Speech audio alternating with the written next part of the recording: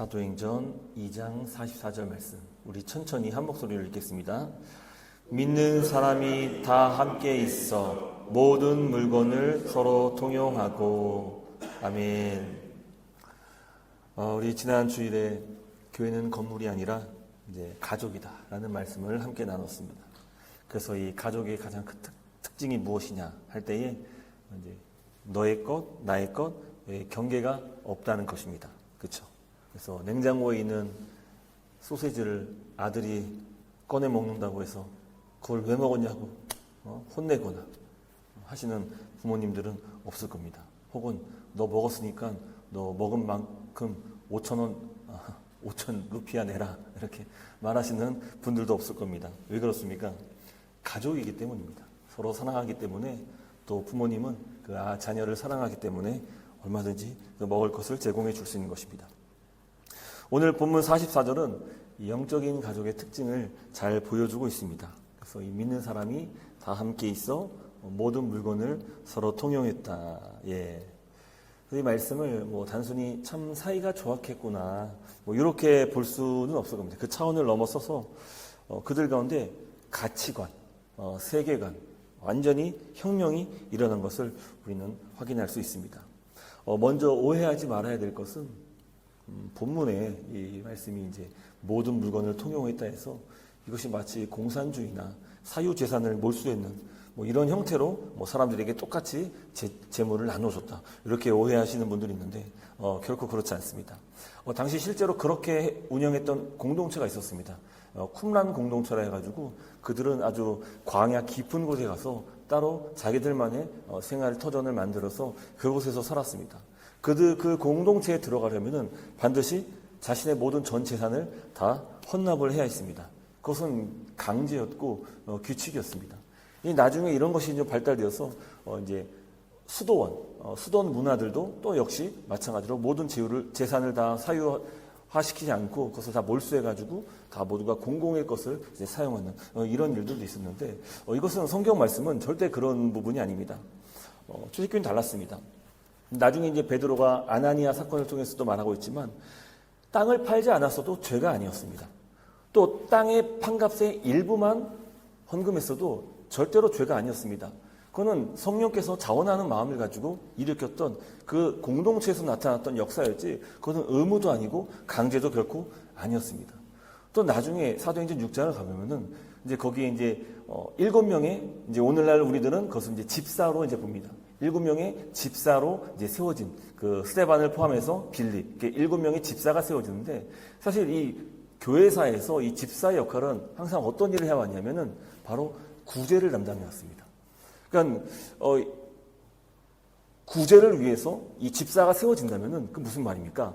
서로 간에 재정적인 차이가 있었다는 것을 보여줍니다. 그러니까 누구의 것을 나누고 누구의 것을 구제할 수 있다는 것은 우리가 모두가 다 공동의 재산을 사유했다면은 결코 그렇게 할 수 없었던 것이죠. 그래서 각각 개인의 사유가 있었고 그리고 그것을 자발적으로 그것을 헌금했던 것을 오늘 본문은 보여주고 있는 것입니다.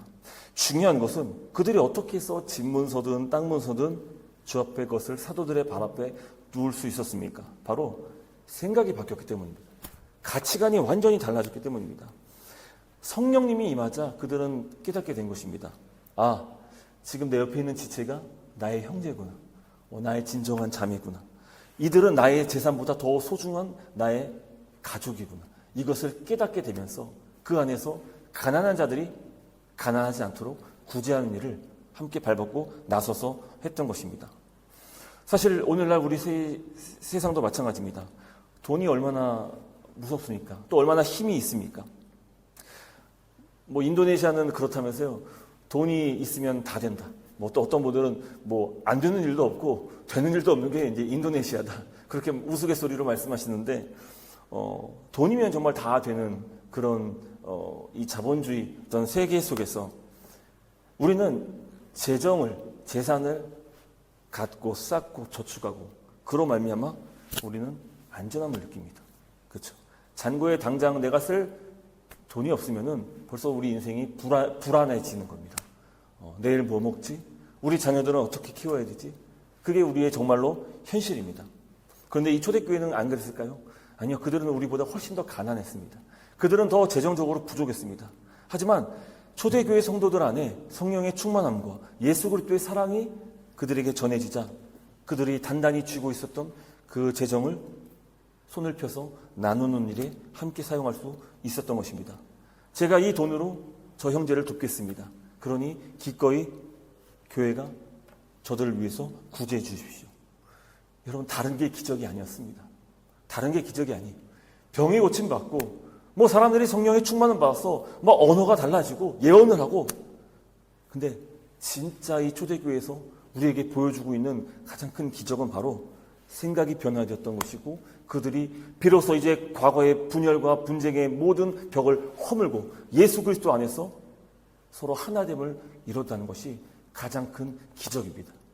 이것은 바로 바벨탑 사건 이후로 모든 인류가 언어가 나뉘면서 자기 마을과 민족들을 향한 계속된 그 욕심과 그 전쟁과 죽임과 살인과 이것을 반복했던 그 인류의 역사 속에서 비로소 이 사도행전 2장에 와서 성령께서 하나 되게 하신 것으로 말미암아 그들이 단순히 이론적으로 단순히 머리로 이해하는 것을 수준을 훨씬 넘어서 실제로 그렇게 행동했다는 것입니다. 그래서 45절 말씀 보면은 재산과 소유를 팔아 나눠주며 라고 기록되어 있습니다.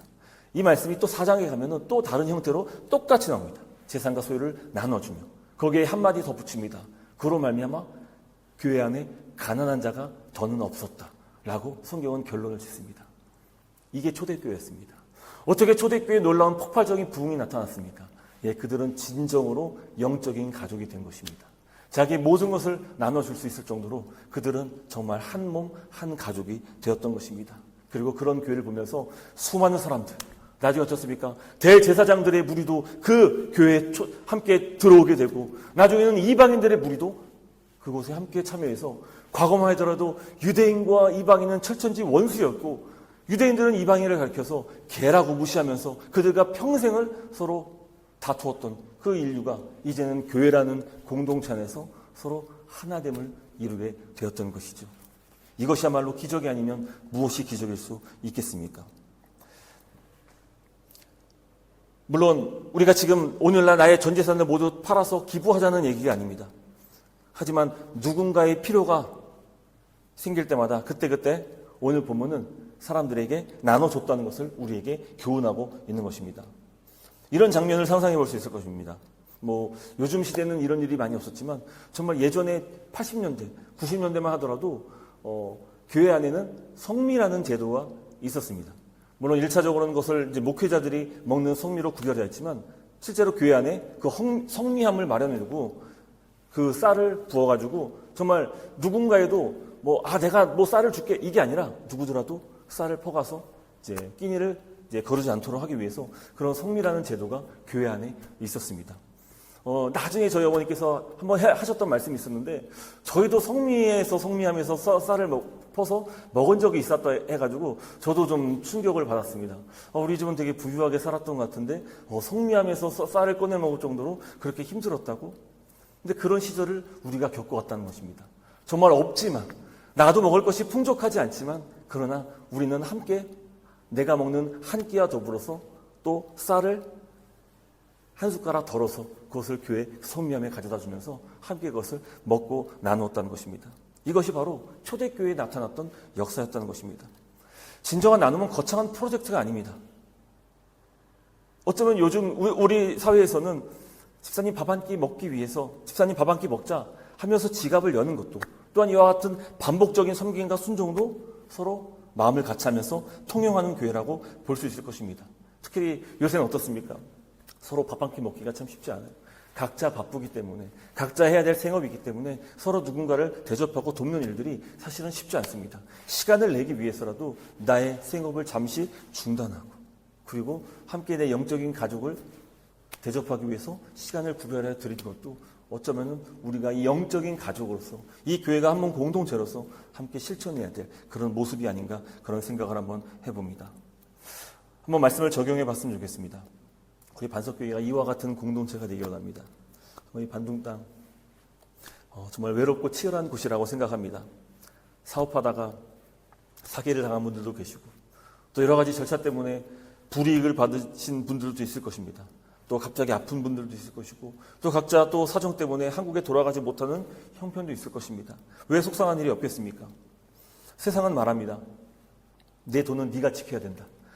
남 신경 쓰지 마. 너 한 사람 건사하기도 쉽지 않은 세상이야. 하지만 그럼에도 성경은 우리에게 말합니다. 믿는 사람이 다 함께 있어 서로의 필요를 채워주라 라고 우리에게 말씀하는 것입니다. 그런 점에서 우리는 서로의 짐을 함께 짊어질 수 있어야 합니다. 내가 설령 망할지라도 나에게는 우리 영적인 가족 교회가 있다. 이런 마음을 가질 수 있어야 됩니다. 내가 힘들고 내가 정말 고통스러울 때 나를 외면하지 않는 나의 가족들이 있다. 나의 영적인 가족들이 나를 위해서 오늘도 기도하고 있다. 이 믿음을 가지고 어쩌면 우리는 이 험난한 이민 생활을 넉넉히 이겨낼 수 있을지도 모르겠습니다. 이것이 바로 성령 충만한 공동체, 초대교회가 보여줬던 하나님 나라의 현실로서의 모습입니다. 한번 주변에 혹시 마음이 가난하거나 또 물질이 궁핍한 자가 있는지 없는지는 한번 돌아볼 수 있기를 바랍니다. 그리고 내 작은 것을 쪼개 나눌 때 그때 강력한 성령의 역사가 나타나는 줄을 믿습니다. 할렐루야. 세상은 지독할 정도로 자기를 더 사랑하고 더 자기를 소유하라고 자기 것을 더 쌓으라고 유혹합니다. 하지만 주님의 가르침은 하나님을 사랑하고 이웃을 사랑하라고 요구합니다. 그러므로 자신의 것을 나눌 수 있는 우리의 삶을 요구하십니다. 내 삶의 이유와 목적이 이와 같은 주의 뜻에 함께 있을 때 여러분 하나님 나라는 참 놀랍게도 나누고 누릴 때 더 풍성히 얻게 되는 것입니다. 내 손으로 움켜쥐고 있을 때는 절대로 하나님 나라가 내 삶 가운데 임할 수 없습니다. 나누고 누릴 때 그때 비로소 진정한 하나님 나라가 이 교회 공동체 안에 나타나게 될 줄 믿습니다. 다들 아시다시피 우리 교회는 정말 선교의 진심인 교회입니다.